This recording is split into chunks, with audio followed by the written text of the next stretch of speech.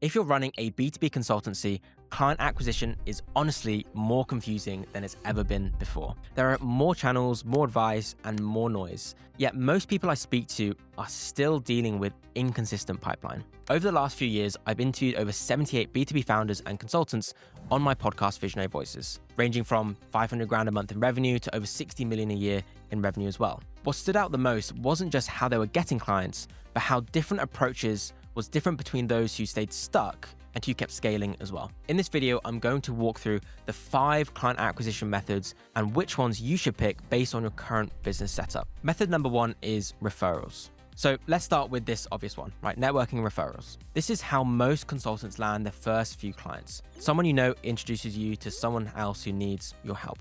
There's already trust, deals move faster, close rates are typically high. When it works, it's absolutely great. The challenge is that it's hard to control. You don't decide when referrals come in, you don't decide the timing, and you don't always decide the quality either. Some maybe take years for it to come through, and some might come through pretty quick as well. And often it's really hard to manage this whole process. I've spoken to consultants who had very, very good years, followed by much slower years, even though nothing meaningful changed in the business, their offer, their delivery. But when we dug into it, the explanation was almost the same. Referrals were lighter that year. That doesn't mean referrals are bad. In the most healthy consulting businesses, referrals should make up a meaningful portion of revenue. Somewhere between the 20 to 40% range is common. The issue is when referrals are the only source of pipeline, and that's when things start to feel very, very unstable. The consultants who scale reliably don't abandon referrals, they just don't rely on them exclusively. They systemize the rest. So next up is B2B podcasting, but with a bit of a twist as well. This is the method that kept showing up when I looked at the consultants who scaled past 7 figures a year. B2B podcasting, but not in the way most people think about it. When most consultants hear podcast, they think content, audience, downloads, and maybe inbound later. That's not how these founders are getting real ROI by using this channel. They're not trying to attract listeners first. Instead, they're inviting on their ideal clients as guests. If you could have 30-minute conversations with 50 people that you'd genuinely like to work with over the next year, how valuable would that be? That's what a podcast gives you permission to do. Here's what it looks like in practice. You identify a dream list of companies you'd love to work with. You send out thoughtful, personalized podcast invitations to decision makers at those companies. Response rates are significantly higher than cold email because the ask is completely different. You're not pitching services, right? You're inviting them on to talk about their work and their experience. When someone says yes, the first stage is you book a short intro call first. That call isn't just podcast prep, it's also relationship building and qualification and, help move that conversation forward. If there's alignment, then of course you can record the episode. No hard selling during the recording, it's just a genuine conversation. Then if during this whole process on having these conversations with these dream clients, you uncover a problem that you can genuinely help with, then you offer a next step, right? Something that's actually useful, maybe a framework, maybe a walkthrough, maybe something relevant, to what they shared. And this isn't a pitch, it's just going to be value. Here's a concrete example on how this works. We ran this exact system for one of our clients, David Kent. His very first podcast guest turned into a $15K deal shortly after the episode was recorded. Beyond that, the podcast became a relationship engine. He built 26 referral partnerships off the back of podcast conversations alone, and one of those partnerships went in to drive over a 6-figure opportunity into his pipeline. Now, none of those came from downloads. It came from who he was speaking to first and how those conversations were structured.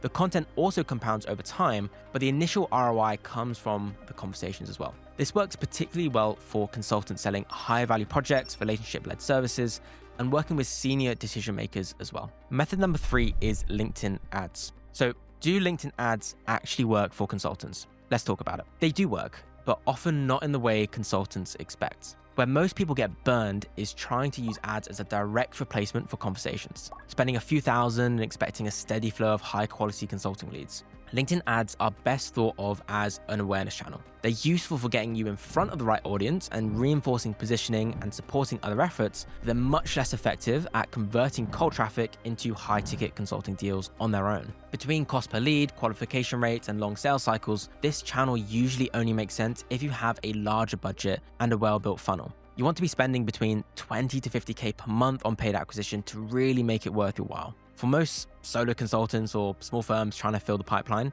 there are much more efficient ways to get the conversations. Ads make sense when they support something else, like retargeting, brand building in a new market, for example, or amplifying content that's already working online. They're rarely a place to start. Method number 4 is LinkedIn content. So can LinkedIn content really turn into consulting clients? Thought leadership on LinkedIn absolutely works. We've seen consultants build strong audiences, generate inbound interest, and open doors through content. The issue isn't reach though, it is conversation and conversion. A lot of consultants post consistently, get the engagement, and then aren't sure how to turn those into actual conversations and direct conversations with their dream clients. So the ones that make this work treat content as part of a wider system.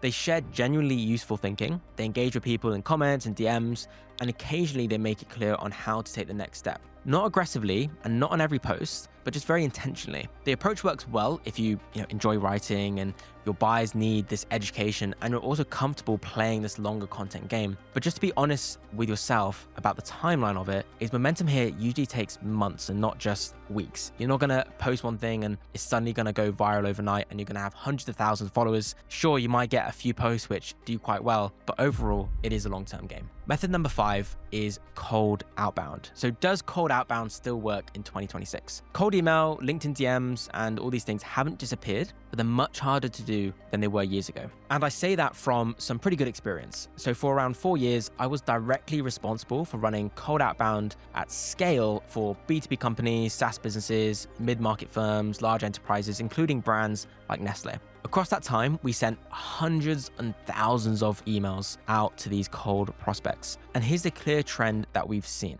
Firstly, inbox filtering is far more aggressive. Buyers are much more guarded, and generic outreach, even if it is well written, gets ignored almost instantly. Like, think about it. When was the last time you responded to a cold sales email yourself? Probably not. So cold outbound can still work if you get a few things in line. Firstly, you need a very clear positioning, very strong product market fit. And when I say strong, I mean insanely strong product market fit. Tight targeting as well on who you're going after, clean infrastructure so you can land in the inbox, and the patience to test consistently. If all of that is in place, then yeah, of course you can still book some meetings. But for most consultants, it is a very high effort channel with diminishing returns overall. Unless everything else in the business is already dialed in, it's probably not worth pursuing. There's also the trust factor. So even when you book in meetings from cold outbound, you're starting off the conversation with skepticism first, right? Because they know you reached out cold trying to sell something. So that's why more consultants are moving away from cold outbound as their primary channel and more toward approaches where trust exists before the first call. So what channels should you focus on? A lot of advice ends by telling you to just blend everything together. In practice, that's usually what burns people out. The consultants who try and scale don't try to be everywhere. They pick the channel that puts them directly in front of the people they actually want to work with, where the conversations start with context, relevance, and not resistance like cold outbound. That's why most B2B consultants, the highest leverage channel isn't ads, content, or cold outreach. It's a channel that gives you these 3 things: direct access to dream clients, a reason to start a conversation that isn't a cold pitch, and a scalable way to build rapport before even selling. That's exactly why the podcast model works really, really well when it's done properly, and why it's what we recommend for most B2B companies we work with. It gives you the same access as cold outreach promises, but with far higher trust from the very first interaction. It supports your LinkedIn content without it being the main focus, and it's significantly cheaper than trying to force results through LinkedIn ads. Once that engine is running, other channels naturally support it. Content compounds, referrals increase, partnerships form, but the core stays the same. You build a system that consistently puts you in the conversations with the right people without relying on luck or burning energy and chasing attention. In 2026, one of the most underutilized ways to do that is B2B podcasting, if it's done properly and not just as a content project, but as a relationship engine. If you want the system built and implemented, there's a link in the description below. Feel free to book a call and we can run you through exactly how it works for your business, the ideal client persona that you work with as well, and ultimately see if it's an approach that makes sense for you.